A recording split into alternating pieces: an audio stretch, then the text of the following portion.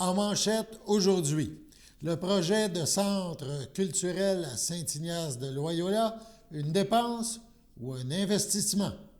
Bonjour à tous et bienvenue à votre bulletin d'information diffusé sur les ondes de CTRB, votre télévision locale et régionale, en ce 13 mars 2026. Alain Belle-Humeur, au pupitre. Un autre gros dossier à Saint-Ignace de Loyola, l'avenir de l'Église, du centre multiculturel. Un sujet qui alimente les discussions depuis fort longtemps. Profitant de la période de questions lors de l'assemblée mensuelle du conseil municipal, rencontre tenue mardi soir, un citoyen, Daniel Laforêt, a lancé les échanges. Pourquoi ne pas vendre cette église $1? On écoute. Si vous vous souvenez un petit peu, M. Lapré avait dit qu'il y avait eu 6 ou 7 propositions pour l'Église. Oui. À l'époque, c'est ma perception, c'était une administration en jeu. Maintenant, possiblement qu'on a une administration en nous. Pourquoi pas cette Église-là la remettre à un contracteur, à un administrateur, à quelqu'un, la vendre pour $1, lui permettre, lui faciliter de construire ce qu'il veut chaque côté, et même dans l'église s'il veut mettre des appartements, en garantissant à cet entrepreneur-là 50 ans de notre église, notre sous-sol d'église, pour que ça soit à nous de l'administrer, et de la louer et d'en faire ce que l'on veut, se départir de ces frais-là, qui est une bâtisse qui gruge un peu les finances des gens, première des choses, et deuxièmement, on chicane toujours pour cette église-là. M. Barthes l'a même dit, on s'est déjà battu, je ne sais pas en quelle année. Lui, il est venu dans le temps de Christophe Colomb, mais pas moins. Mais tout ça, pour vous dire, ça serait une possibilité.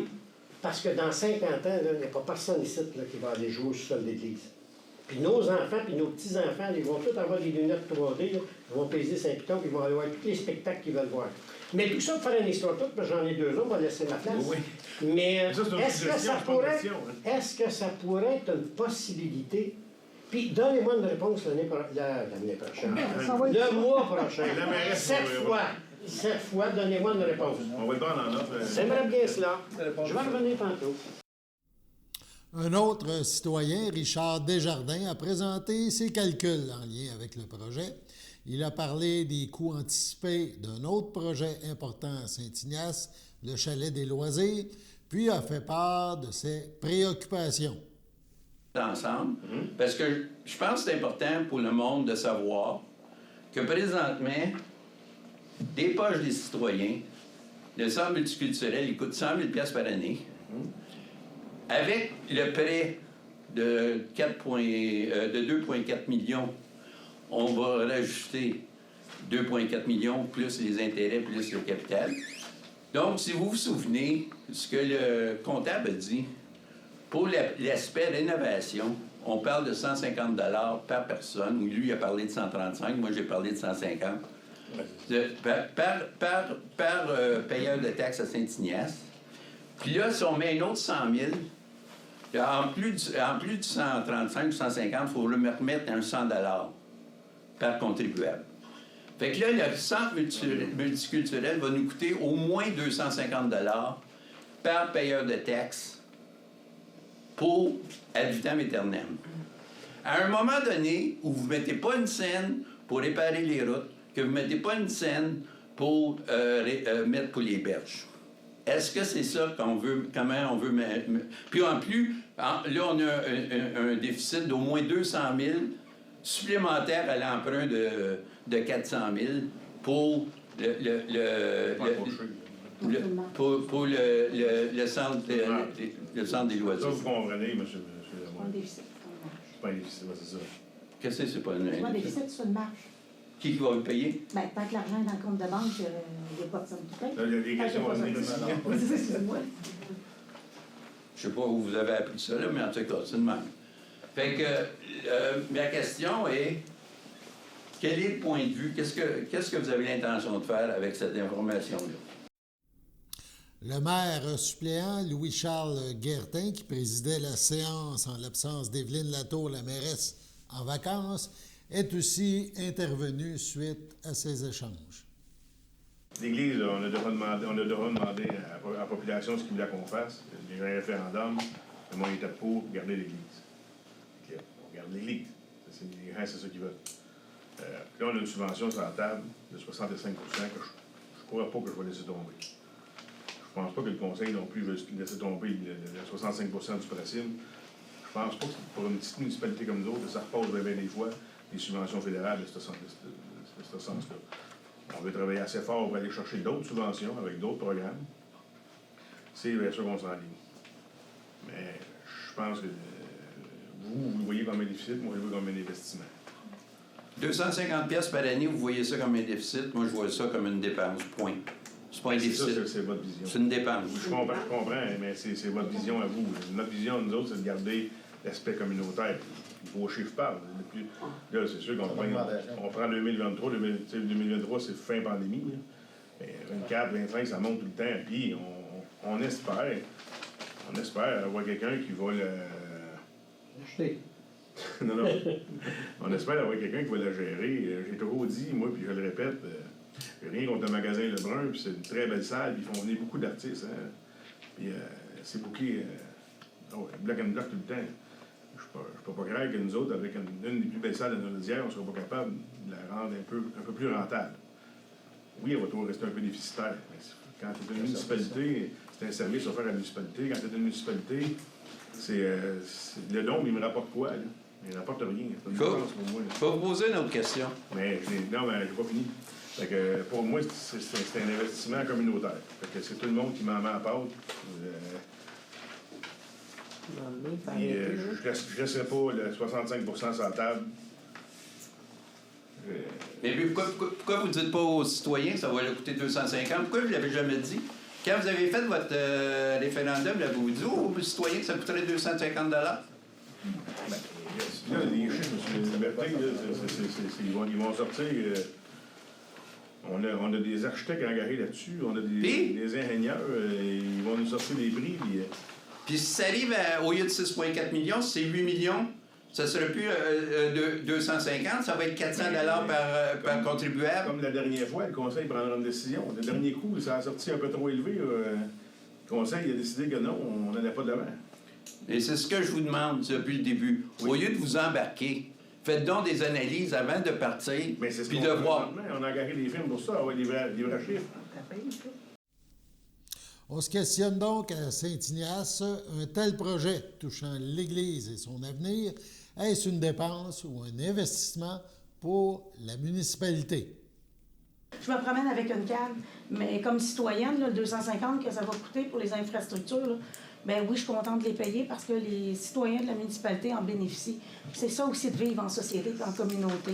Et moi, je suis quand même contente. Puis tu sais, souvent on entend des choses, comme vous dites, des dépenses, mais je vais dans votre sens quand vous dites que c'est un investissement qu'on fait pour la municipalité, c'est des services qu'on offre, puis moi, je vous remercie de les offrir aux citoyens. Même si moi-même, j'en bénéficie pas pour le moment, ça veut dire que j'en bénéficierai jamais ou que mon entourage en bénéficie. Puis ça, je voulais vous le partager aussi parce que c'est vrai qu'on peut être mécontent, mais comme personne qui est satisfaite de la façon que vous gérez la municipalité, bien, c'est bon aussi de l'entendre. Puis moi, je me tenais à vous le dire aujourd'hui. Merci. En terminant, les élus ont eu droit à une suggestion. Et non pas une seule, que vous poussez. On ne sait pas les alternatives et les impacts des autres.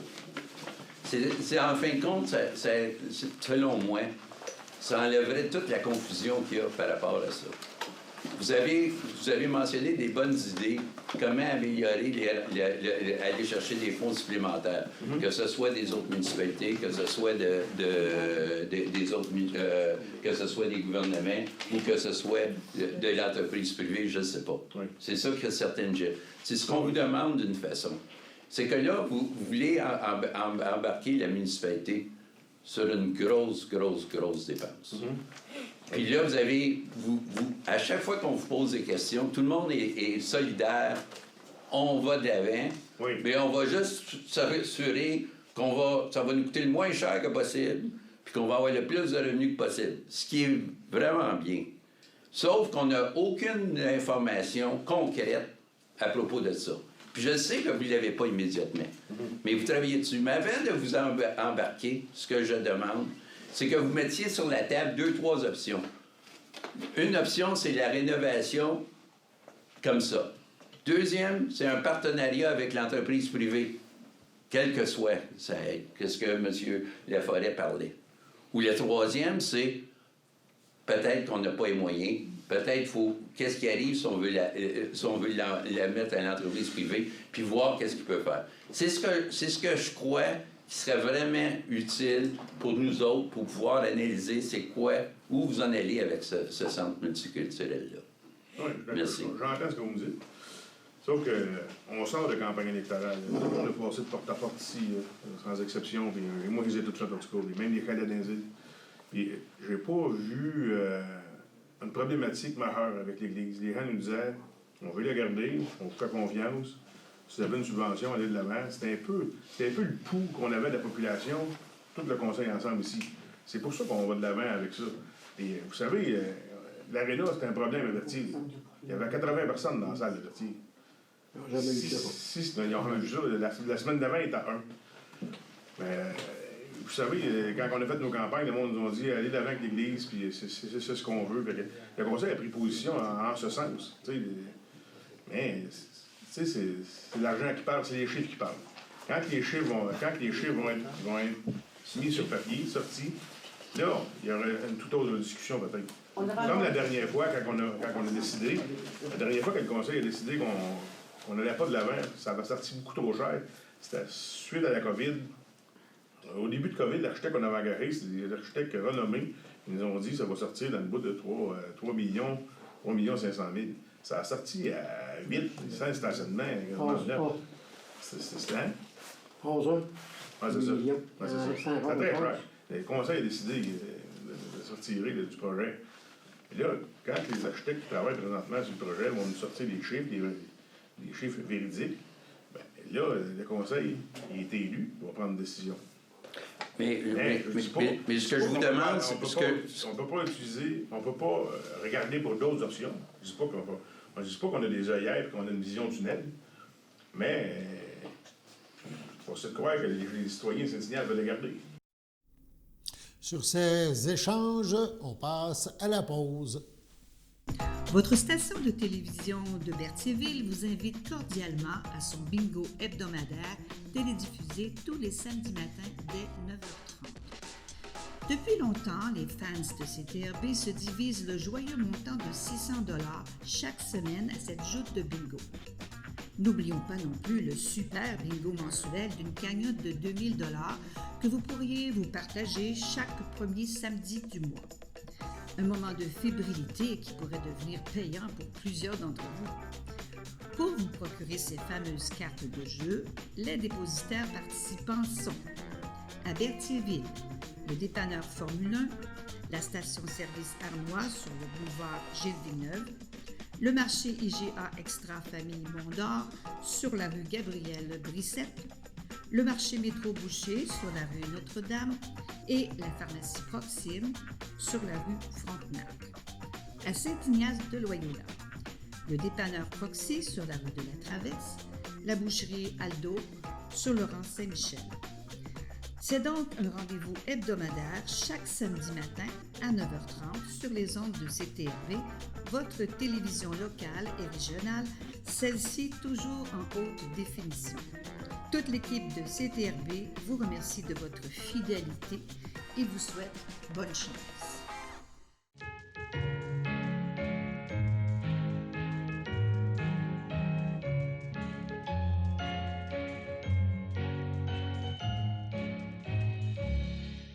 Voici donc les anniversaires pour aujourd'hui, 13 mars, et pour ce week-end.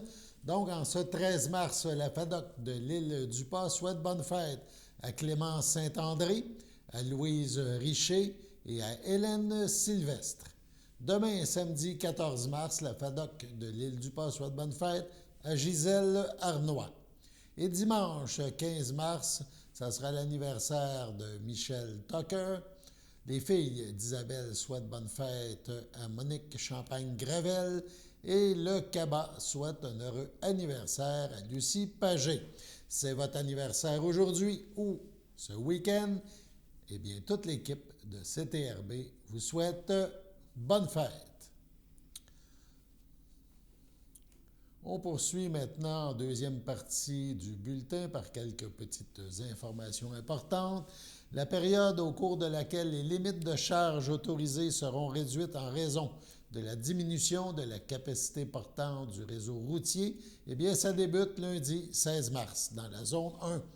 En ce qui concerne les zones 2 et 3, les dates visées sont le 23 et le 30 mars.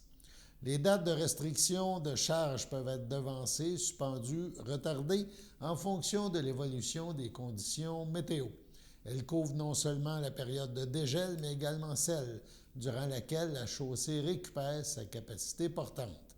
Rappelons que les limitations de charge imposées pendant le dégel ont pour but de protéger le patrimoine routier au bénéfice de l'ensemble des usagers de la route.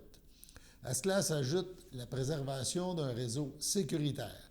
Le ministère des Transports et de la Mobilité durable et la Société de l'assurance automobile du Québec signalent aux différents partenaires de l'industrie l'importance de respecter les règles en matière de transport. Ceux-ci ne sont pas à l'abri d'éventuelles, réprimandes si ce n'est pas suivi. Zone de dégel, la zone 1 couvre le sud du Québec, soit les grands centres, Gatineau, Montréal, Sherbrooke, Trois-Rivières et Québec. Ça s'étend jusqu'à Rivière-du-Loup. Donc, on fait partie de cette zone. Zone 2, zone au nord de la zone 1, inclut la réserve faunique de la Vérandrie, des Laurentides, ainsi que le Témiscamingue, le Saguenay, le Lac-Saint-Jean, la Côte-Nord, Rimouski, la Gaspésie et les îles de la Madeleine. Le panneau routier en période de dégel, installé à divers endroits sur les chemins publics au Québec, est réservé à la période de dégel, indique l'obligation de respecter les restrictions de charge en vigueur. On souligne, on vient d'apprendre que la municipalité de Sainte-Geneviève-de-Berthier procédera à des travaux d'identification de fuite aujourd'hui, donc 13 mars, et ça se poursuivra pendant quelques jours. Il y aura donc interruption de l'alimentation en eau potable et des variations de pression, donc c'est à suivre. Un avis d'ébullition est donc en vigueur pour le secteur qui prend son eau à Sainte-Élisabeth, et ce jusqu'à nouvel ordre. Donc, la municipalité vous recommande alors de faire bouillir votre eau 1 minute avant de la consommer. À mettre à votre agenda, il y aura un événement bénéfice. Ça va se dérouler vendredi, le 20 mars prochain à 20h, à l'église de l'Île-du-Pas. Donc, c'est au profit, ce spectacle bénéfice, au profit de l'Association de développement socio-culturel Vincent Plinguet, une association de l'Île-du-Pas. Donc, c'est Martin Storm Lemay et son invité qui vous offriront du blues, du rock et du pop. On vous invite à participer à une soirée des plus excitantes. Les billets sont présentement en vente à 25 $ au 450-836-9120. On reprend. 450-386-9120. Et c'est aussi sur le site Facebook de l'Association de développement socio-culturel Vincent Plinguet. Donc, on vous invite à participer à cette activité au profit d'une association locale, une association de chez nous. Sur ce, on passe à la pause.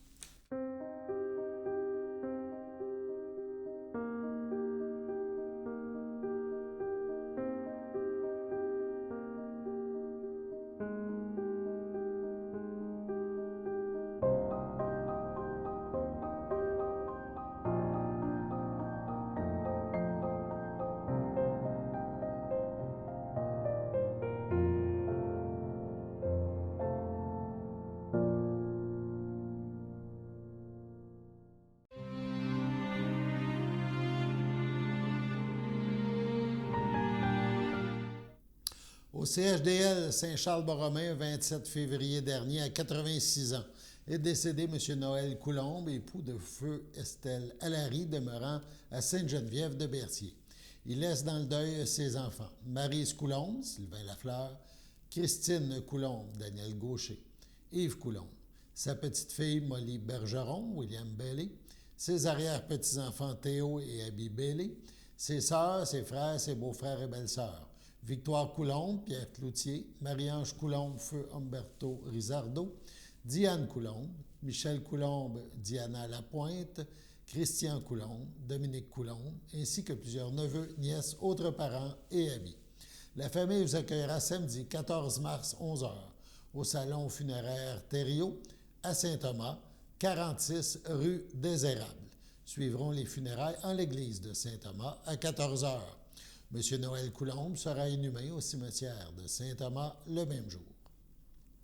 Au CHDL de Saint-Charles-Borromée, le 13 février, à 83 ans, est décédée Mme Lucille Coulombe, fille de feu René Coulombe et de feu Rose Allemand Boisjoli, demeurant à Berthierville. L'ayant précédé son frère Roland, elle laisse dans le deuil ses cousins et ses cousines, Yvette Pagé, Mario Léveillé, feu Jeannette Pagé, feu André Sylvestre, feu Juliette Pagé, Jean-Marc Bonnet, Denise Boisjoli, Fernand Rochelot, son amie et proche aidante, Maude Malouin, ainsi que plusieurs autres parents et amis. La famille vous accueillera dimanche 15 mars, 13h, au complexe funéraire F. Thériault, 741 rue Notre-Dame, à Berthierville. Suivra à la chapelle du complexe une liturgie à 14h30. Au CHDL, par Filia Ferland, le 4 mars dernier, à 85 ans, est décédée Mme Marcella Rousseau, épouse de Paul Rochelot. Elle laisse dans le deuil, outre son époux, sa fille, Christine Rochelot, Alex, son petit-fils Émile, son petit-fils par alliance Adam, Roxane Bédard, sa sœur, ses beaux-frères et belles-sœurs, Christian Beaulieu, feu Denis Rousseau, Étienne Désy, feu Thérèse Rousseau, Marielle Rousseau, Lise Rochelot, Michel Champagne, André Rochelot, Claudette Rochelot, Monique Rochelot, Guy Boucher, Gisèle Rochelot, ses neveux et nièces de la famille Rousseau, Sylvain et Martin Désy, Yannick et Cédric Rousseau, Olivier et Caroline Rochette, ses neveux et nièces de la famille Rochelot, Marie-Claude, Annie, Patrice Boucher, Linda Luc Rochelot, Mathieu Champagne et Dave Pilon, ainsi que la parenté élargie et de nombreux amis, tant au Québec que dans l'Ouest canadien. La famille vous accueillera samedi 21 mars dès 13h au complexe funéraire Thériault, 741 Notre-Dame, à Berthierville. Suivra un hommage directement au salon à 14h30. Mme Marcella Rousseau sera inhumée en privé à une date ultérieure.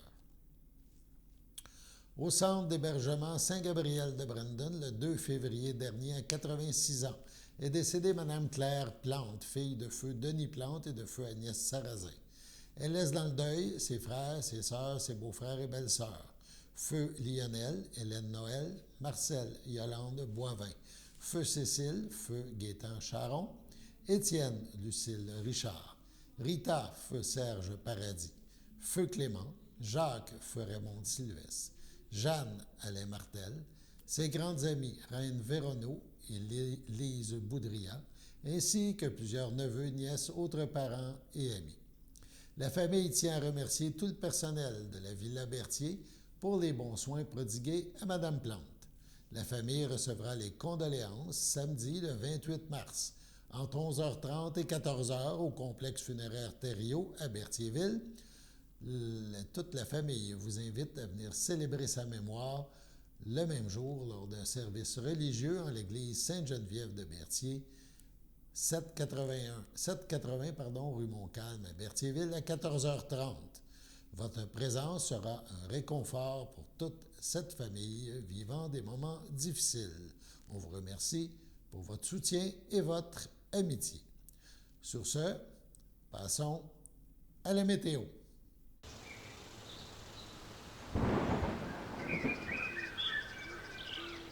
Bienvenue à votre météo de cette fin de semaine. Aujourd'hui, vendredi soir, ce sera quelques flocons, une température de -3 un temps ressenti de moins 8, moins de 1 cm de neige. Vendredi nuit, ce sera de la neige, une température de moins 3, un temps ressenti de moins 9, environ 5 cm de neige. Samedi matin, ce sera de la faible neige, une température de moins 1, un temps ressenti de moins 7, environ 1 à 3 cm de neige. Samedi après-midi, ce sera de la faible neige, une température de 0, un temps ressenti de moins 4, environ 1 cm de neige. Samedi soir, ce sera des averses de neige isolées, une température de moins 1, un temps ressenti de moins 5, moins de 1 cm de neige. Samedi nuit, ce sera dégagé, une température de moins 11, un temps ressenti de moins 16. Dimanche matin, ce sera ensoleillé avec passage nuageux, une température de moins 12, un temps ressenti de moins 16. Dimanche après-midi, ce sera quelques flocons, une température de moins 3, un temps ressenti de moins 6, moins de 1 cm de neige.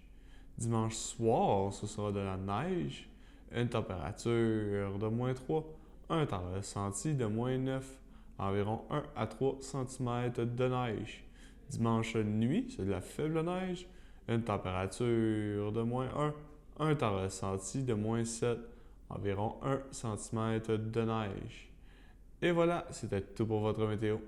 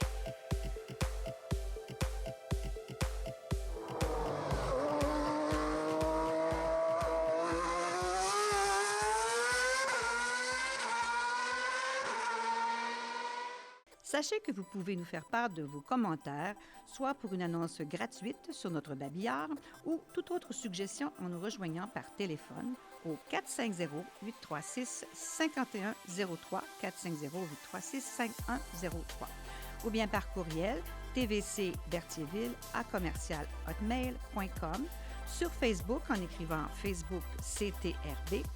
Et surtout, n'hésitez pas à visiter notre chaîne YouTube afin d'y retrouver une grande partie de notre programmation sur YouTube CTRB. Les émissions sont classées par catégorie, vous permettant de chercher moins longtemps. Vous pouvez aussi cliquer sur le rectangle rouge « S'abonner » pour être à l'affût des dernières émissions enregistrées.